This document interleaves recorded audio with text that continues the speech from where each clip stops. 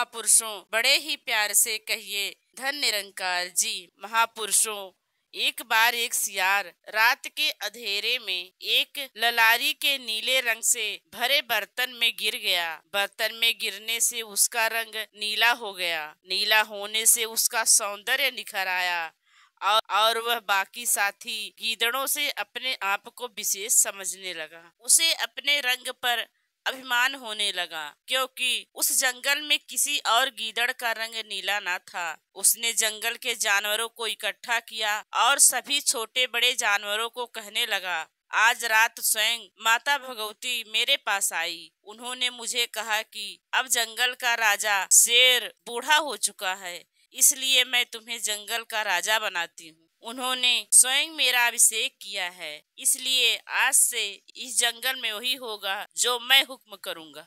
अब गीदड़ लगा सब पर अपना सिक्का चलाने। वह जंगल के जानवरों को नीचा समझता और स्वयं को बहुत शक्तिशाली। उधर जंगल के शेर ने इस ओर ध्यान न दिया। इससे उसका हौसला और भी बढ़ गया और वह सबका अपमान करने लगा।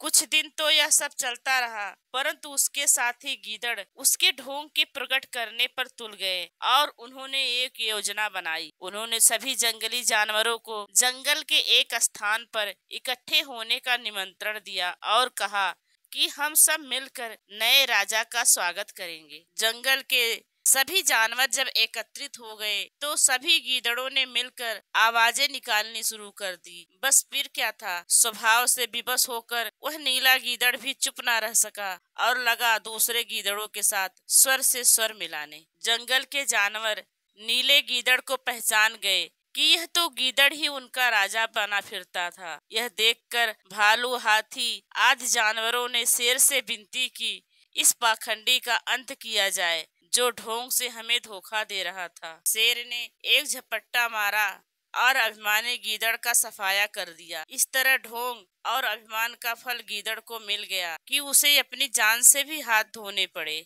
याद रखो, अभिमान ही मनुष्य को विनाश की ओर ढकेलता है। हर मानव अपनी बोली से ही पहचाना जाता है। जितना कोई महान होता है, उतनी उसकी बोली मीठी व नम्र वाली होती है। इसलिए कभी कटु बोल ना बोलो।